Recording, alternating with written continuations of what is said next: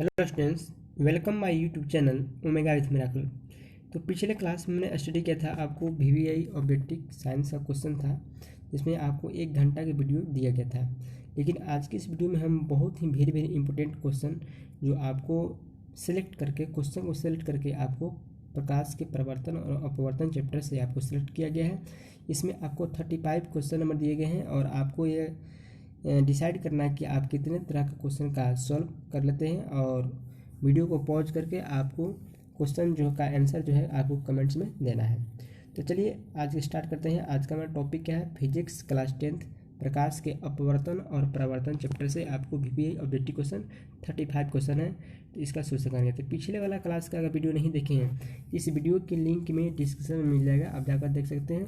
वो भी आपको टोटल वीवीआई ऑब्जेक्टिव क्वेश्चन है, लेकिन इसमें जो क्वेश्चन दिया गया है वो आपको बहुत इंपॉर्टेंट क्वेश्चन है जो आपको सेलेक्ट करके चूज करके दिया गया है। और उसमें जो है आपको टोटल चैप्टर का ही सोल्यूशन दे दिया गया है। ठीक है, तो दोनों आपके लिए इंपॉर्टेंट है। आप इस वीडियो को भी देखिए पूरे अंत तक, और उस वीडियो को भी आप जाकर देख सकते हैं जो आपको बोर्ड एग्जाम के लिए बहुत बहुत क्या है इंपॉर्टेंट है।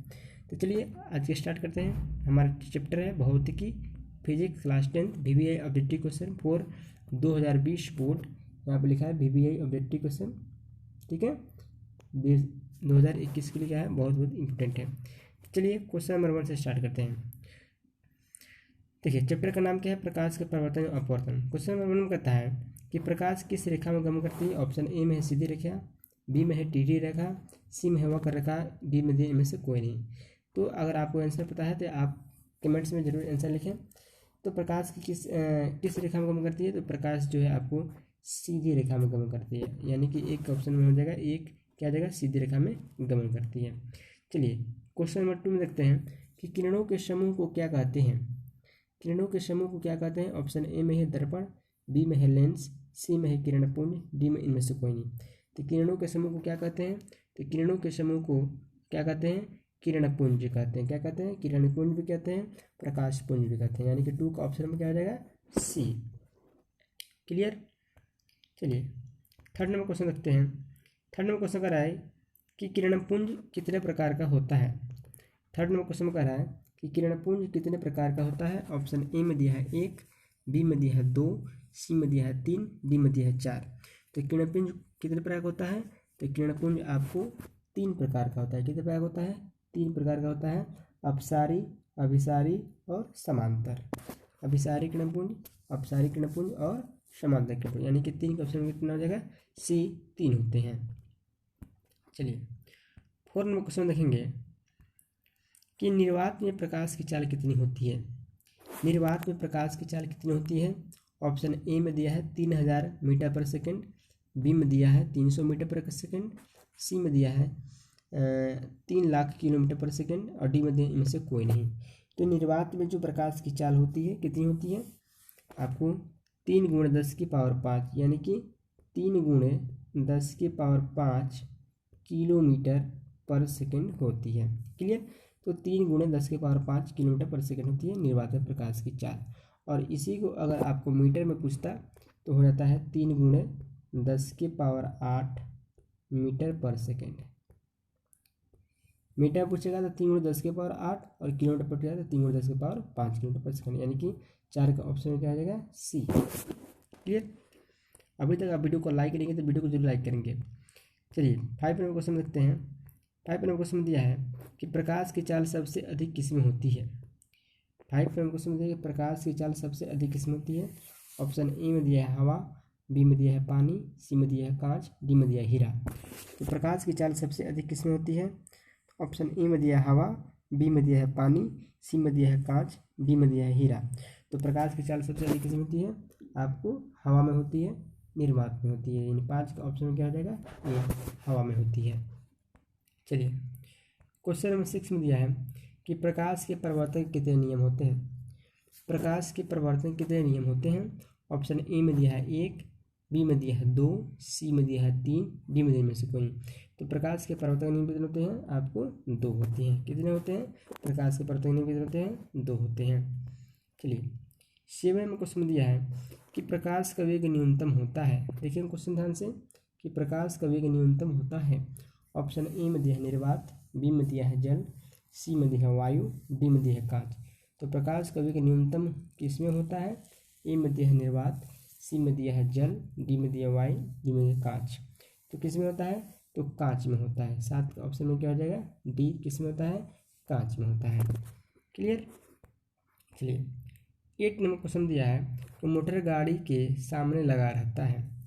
मोटर गाड़ी के सामने लगा रहता है। ऑप्शन ए में दिया है समतल दर्पण, बी में दिया है उत्तल दर्पण, सी में दिया है अवतल दर्पण, डी में दिया है उत्तल लेंस। तो मोटर गाड़ी के सामने क्या लगा रहता है? आपको क्या लगा रहता है?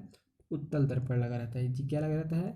उत्तल दर्पण लगा रहता है। यानी कि 8 का ऑप्शन हो जाएगा बी उत्तल दर्पण, जिसको साइड मिरर कहते हैं।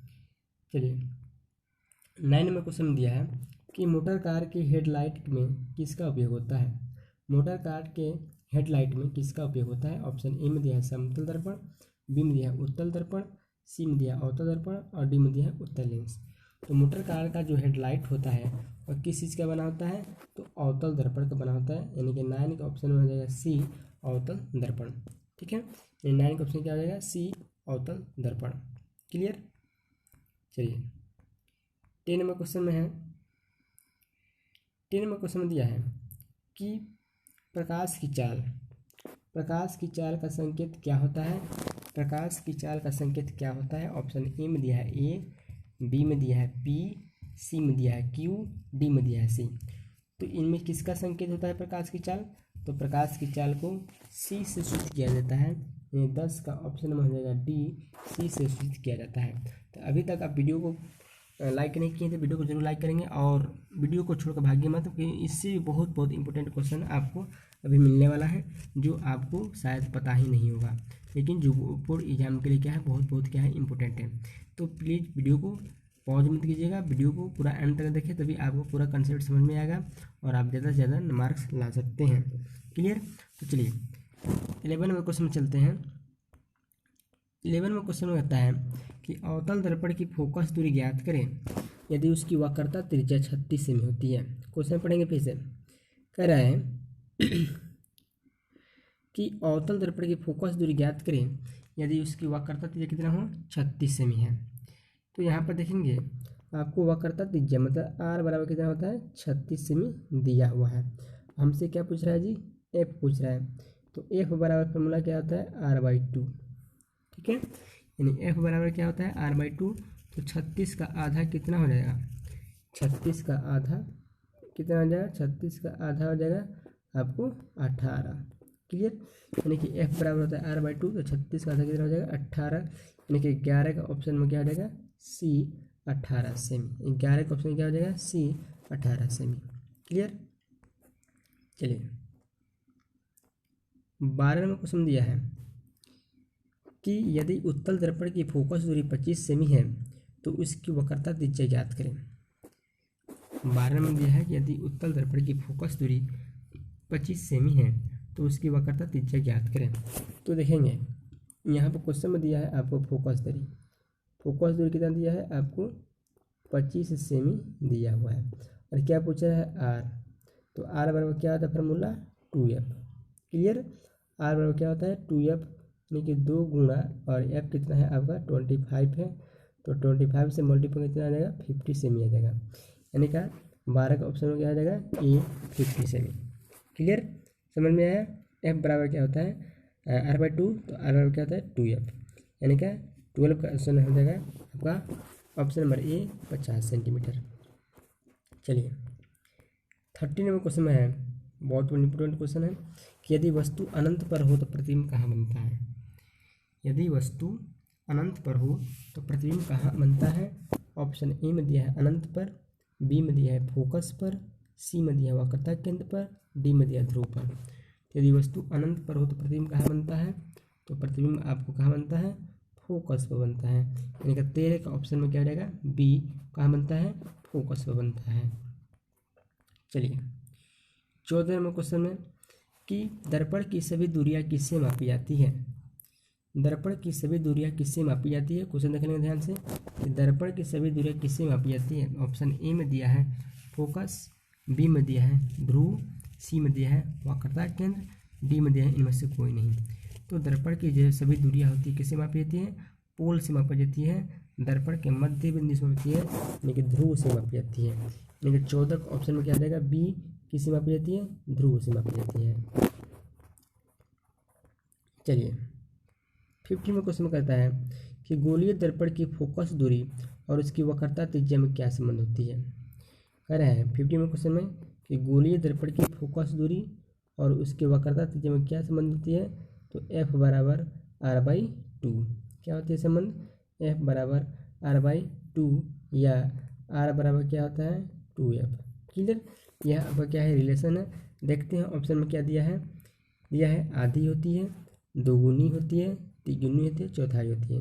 यानी कि यहाँ पे दर्पण की फोकस दूरी उसकी वक्रता त्रिज्या की होती है। तो फोकस दूरी हमने अभी बताया कि F बराबर क्या होता है, F बराबर क्या होता है R/2। तो वक्रता त्रिज्या की क्या होती है, आधी होती है। तो ऑप्शन में क्या हो जाएगा ए, 50 क्वेश्चन में क्या हो जाएगा ए। क्लियर।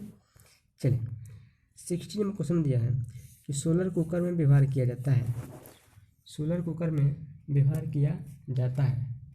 ऑप्शन नंबर ए में दिया है अवतल दर्पण, बी में दिया है उत्तल दर्पण, सी में दिया है समतल दर्पण, डी में दिया है इनमें से कोई नहीं। तो सोलर कुकर में व्यवहार किसका किया जाता है, तो आपको अवतल दर्पण का प्रयोग किया जाता है। किसका किया जाता है, अवतल दर्पण का, यानी कि 16 का ऑप्शन हो जाएगा ए अवतल दर्पण। क्लियर। चलेंगे 17 में क्वेश्चन दिया है कि हजामत बनाने के लिए, जी हाँ, हजामत बनाने के लिए व्यवहार किया जाना चाहिए, हजामत बनाने के लिए व्यवहार किया जाना चाहिए। ऑप्शन ए में दिया है उत्तल दर्पण, बी में दिया है अवतल दर्पण, सी में दिया है समतल दर्पण, डी में दिया इनमें से कोई नहीं। तो हजामत बनाने के लिए किसका व्यवहार किया जाता है, आपको अवतल दर्पण का। किसका किया जाता है, अवतल दर्पण का। लेकिन यहाँ पर सिंपल सी बात है कि हजामत बनाने के लिए व्यवहार किसका किया जाना चाहिए, तो आपको होना चाहिए समतल दर्पण। यानी कि 17 का ऑप्शन हो जाएगा सी, इसका देगा समतल दर्पण का। किसका हो जाएगा, समतल दर्पण का। क्लियर। चलिए 18 में क्वेश्चन दिया है कि मोटर चालक के सामने दर्पण लगा रहता है, मोटर चालक के सामने दर्पण लगा रहता है। ऑप्शन ए में दिया है अवतल, बी में दिया है उत्तल, सी में दिया है समतल, डी में इनमें से कोई नहीं। यानी कि वही मोटर चालक के सामने, यानी कि साइड मिरर में हो जाएगा आपका उत्तल दर्पण। क्या हो जाएगा, उत्तल दर्पण। चलिए 19 में क्वेश्चन में दिया है कि सर्च लाइट का परावर्तक सतह होता है, सर्च लाइट का परावर्तक सतह होता है। ऑप्शन ए में दिया है अवतल दर्पण, बी में दिया है उत्तल दर्पण, सी में दिया है दोनों, डी में दिया है कोई नहीं। तो सर्च लाइट का परावर्तक सतह जो है किसकी चीज़ का बना होता है, किस चीज़ का बना होता है जी, अवतल दर्पण का बना होता है। यानी कि 19 का ऑप्शन में क्या हो जाएगा ए अवतल दर्पण। क्लियर। चलिए 20 में क्वेश्चन दिया है कि लेंस की क्षमता का एस मात्रक क्या होता है। 20 में क्वेश्चन देखेंगे लेंस की क्षमता का एस मात्रक क्या होता है। ऑप्शन ए में दिया है डायोप्टर, बी में दिया है ल्यूमेन, सी में दिया है एम्पियर, डी में दिया है एंगस्ट्रम। तो लेंस की क्षमता का एस मात्रक क्या होता है, डायोप्टर होता है। क्या होता है डायोप्टर होता है, हो जाएगा ऑप्शन नंबर ए, क्या होता है डायोप्टर होता है। चलिए 21 नंबर क्वेश्चन देखेंगे। 21 यहाँ पर कह रहा है कि 2D क्षमता वाले लेंस का फोकस कितना होता है, 2D क्षमता वाले लेंस का फोकस कितना होता है। यहाँ पर देखेंगे क्वेश्चन थोड़ा सा अल्टर दे दिया है कि 2D क्षमता वाले लेंस का फोकस कितना होता है। यहाँ पर ऑप्शन में जो है आपको कुछ प्रॉब्लम हो गई है। चलिए तो 21 में दिया है 2D क्षमता वाले लेंस का फोकस कितना होता है। ऑप्शन ए में दिया है 50 सेंटीमीटर, बी में दिया है -5D, सी में दिया है -2D और डी में दिया है +2D। तो आपको पता है कि P बराबर क्या होता है, क्षमता फोकस, P बराबर होता है 1/f। क्या होता है, P बराबर हो गया होता है 1/f। चूँकि हमको पता क्या करना है f, क्या पता करना है f पता करना है, f बराबर क्या होता है 1/p। क्लियर। और 1 जो है आपको मीटर में होता है, जिसको सेंटीमीटर में चेंज कर देंगे, यहाँ पर हो जाएगा 2, तो 2 से 100 कट जाए तो कितना हो जाएगा आपका 50 सेंटीमीटर। क्या हो जाएगा 50 सेंटीमीटर। यानी कि 21 का ऑप्शन क्या हो जाएगा सी, P बराबर होता है 1/f और f बराबर क्या होता है 1/p। तो हमको पता करना है f, तो 1 जो है आपको मीटर में होता है, इसलिए सेंटीमीटर हो गया आपका 100 और बाई 2 आपको पी है हो जाएगा 50 सेंटीमीटर, यानी कि 21 का ऑप्शन क्या हो जाएगा ए। क्लियर।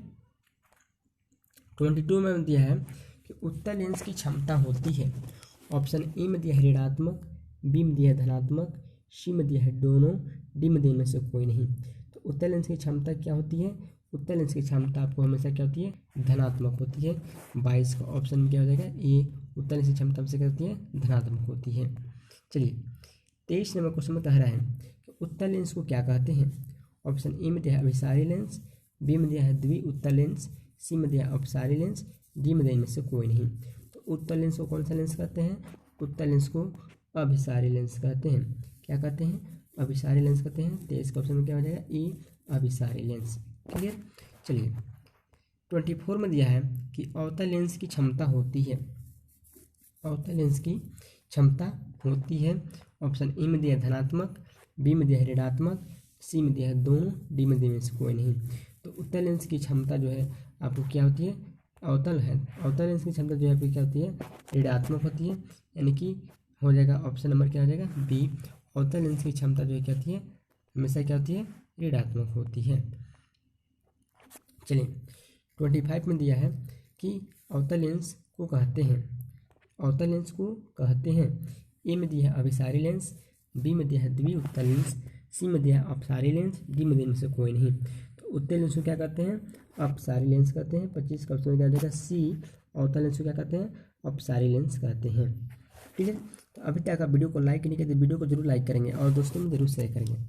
अभी तक वीडियो को लाइक नहीं किए तो वीडियो को लाइक करेंगे और दोस्तों में जरूर शेयर करेंगे। क्लियर। चलिए 26 में कहते हैं कि दर्पण से हमेशा वस्तु से छोटा प्रतिबिंब प्राप्त होता है, यानी इसका मतलब है किस दर्पण से हमेशा वस्तु से छोटा प्रतिबिंब प्राप्त होता है। ऑप्शन ए में दिया है समतल, बी में दिया है उत्तल, सी में दिया है अवतल, डी में दिया है कोई नहीं। तो उत्तल दर्पण जो है आपका 26 नंबर बी, उत्तल दर्पण में जो है वस्तु का हमेशा क्या पता है छोटा प्रतिबिंब प्राप्त होता है। चलिए 27 में चलते हैं। 27 में देखते हैं कि निम्न में से कौन सा पदार्थ लेंस बनाने के लिए प्रयुक्त नहीं किया जा सकता है। निम्न में से कौन सा पदार्थ लेंस बनाने के लिए प्रयुक्त नहीं किया जा सकता है। ऑप्शन ए में दिया है जल, बी में दिया है कांच, सी में दिया है प्लास्टिक, डी में दिया है मिट्टी। तो किसका प्रयोग हम लेंस बनाने के लिए नहीं कर सकते, मिट्टी का नहीं कर सकते, यानी कि 27 का ऑप्शन में हो जाएगा डी, मिट्टी का नहीं कर सकते। क्लियर। चलिए 28 में क्वेश्चन आता है कि किस दर्पण से वस्तु का बड़ा प्रतिबिंब बनता है, किस दर्पण से वस्तु का बड़ा प्रतिबिंब बनता है। ऑप्शन ए में दिया है समतल, बी में दिया है अवतल, सी में दिया है उत्तल, डी में दिया है कोई नहीं। तो किस दर्पण से वस्तु का बड़ा प्रतिबिंब बनता है, आपको अवतल दर्पण से वस्तु का बड़ा प्रतिबिंब बनता है। 28 का ऑप्शन में क्या हो जाएगा बी, 28 का ऑप्शन में क्या हो जाएगा बी। क्लियर।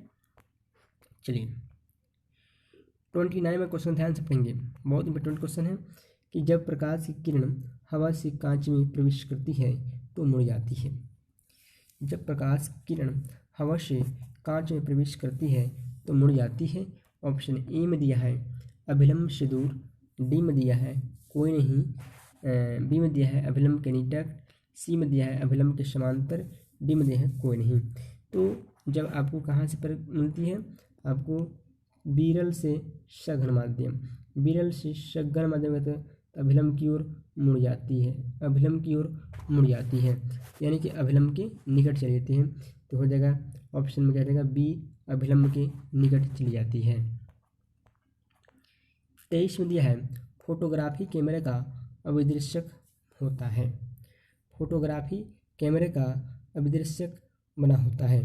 ऑप्शन ए में दिया है उत्तल लेंस, बी में दिया है अवतल लेंस, सी में दिया है उत्तल दर्पण, डी में दिया है अवतल दर्पण। ठीक है। तो 30 में दिया है फोटोग्राफी कैमरे का अभिदृश्यक होता है। ए में दिया है उत्तल लेंस, बी में दिया है अवतल लेंस, सी में दिया है उत्तल दर्पण, डी में दिया है अवतल दर्पण। तो फोटोग्राफी कैमरे का जो अभिदृश्यक होता है वह किस चीज़ का बनाता है, अवतल लेंस का बनाता है, यानी 30 का ऑप्शन मिल जाएगा बी। क्लियर। चलिए 31 में चलते हैं कि सरल सूक्ष्मदर्शी में किसका उपयोग होता है। सरल सूक्ष्मदर्शी में किसका उपयोग होता है। ऑप्शन ए में दिया है अवतल दर्पण, बी में दिया है उत्तल दर्पण, सी में दिया है अवतल लेंस, डी में दिया है उत्तल लेंस। तो सरल सूक्ष्मदर्शी में किसका उपयोग होता है? सरल सूक्ष्मदर्शी आपको उत्तल लेंस का प्रयोग होता है, यानी कि 31 का ऑप्शन में किया जाएगा डी। सरल सूक्ष्मदर्शी किसका उपयोग होता है? उत्तल लेंस का। चलिए 34 में चलते हैं। किस लेंस द्वारा सिर्फ काल्पनिक प्रतिबिंब बनता है? किस लेंस द्वारा सिर्फ काल्पनिक प्रतिबिंब बनता है? ऑप्शन ए में दिया है उत्तल, बी में दिया है अवतल, सी में दिया है बाइफोकल, डी में दिया है इनमें से कोई नहीं। तो किस लेंस द्वारा सिर्फ हमेशा काल्पनिक प्रतिबिंब बनता है? तो किसके द्वारा बनता है? उत्तल द्वारा बनता है। किसके द्वारा बनता है? उत्तल द्वारा बनता है, यानी 32 का ऑप्शन में जाएगा ए, उत्तल द्वारा। चलिए 33 में चलते हैं कि लेंस में मुख्य फोकसों की संख्या कितनी होती है? लेंस में मुख्य फोकसों की संख्या कितनी होती है? वाट। ये आपका जो बी लिखा है एक गलत लिखा गया, थोड़ा सा एक गलत से कहीं से आ गया है। क्लियर? तो 32 का ऑप्शन नंबर हो जाएगा आपको 2। कितना? 2। आपको लेंस में मुख्य फोकस की संख्या कितनी होती है? 2 होती है। चलिए 34 में बहुत इंपॉर्टेंट क्वेश्चन है कि हीरे का अपवर्तनांक कितना होता है? ऑप्शन ए में दिया है 1.5, बी में दिया है 1.33, सी में दिया 1.42 और डी में दिया है 2.42। तो हीरे का अपवर्तनांक कितना होता है? आपको 2.42 होता है, क्योंकि इसका इसकी अपवर्तनांक के कारण ये हीरा क्या होता है? ज़्यादा चमकता है। क्लियर? चलिए 35 नंबर क्वेश्चन हमारा लास्ट क्वेश्चन है कि हवा और कांच में कौन विरल माध्यम है? हवा और कांच में कौन विरल माध्यम है? आपको बताना है। ऑप्शन ए में दिया है हवा, बी में दिया है कांच, सी में दिया है दोनों, डी में इनमें से कोई नहीं। तो विरल माध्यम, सघन माध्यम, तो जिसमें प्रकाश की चाल ज़्यादा होती है उसको विरल माध्यम कहते हैं, जिसमें कम होती है उसको सघन माध्यम कहते हैं। यानी कि हवा आपका क्या है? विरल है। हवा क्या है? विरल है। तो कांच क्या है? सघन है। क्लियर? तो हवा और कांच में विरल माध्यम, जिसमें प्रकाश की चाल अधिक होती है। तो हवा क्या होती है? अधिक होती है। तो हो जाएगा 35 का ऑप्शन हो जाएगा ए। हवा जो है आपको विरल माध्यम है और कांच में प्रकाश की चाल कम होती है, इसलिए क्या है? सघन माध्यम है। तो ये रहा आपका 35 नंबर क्वेश्चन का ऑब्जेक्टिव क्वेश्चन, भी ऑब्जेक्टिव क्वेश्चन। तो thanks my watching video. Please like, subscribe and share. ये हमारा व्हाट्सएप नंबर है। आपको कोई प्रॉब्लम हो तो आप कुछ पूछ सकते हैं। और अभी तक चैनल को सब्सक्राइब नहीं किया तो चैनल को सब्सक्राइब कर लो, बेल आइकन को प्रेस कर लेंगे, ताकि डेली इसी तरह आपको भी ऑब्जेक्टिव क्वेश्चन, हर एक क्वेश्चन का, हर एक चैप्टर का, हर एक टॉपिक का आपको मिलता रहे। और वीडियो को ज़्यादा से ज़्यादा अपने दोस्तों में, फ्रेंड्स में शेयर जरूर करें। Thanks by watching video. फिर मिलते हैं नेक्स्ट क्लास में।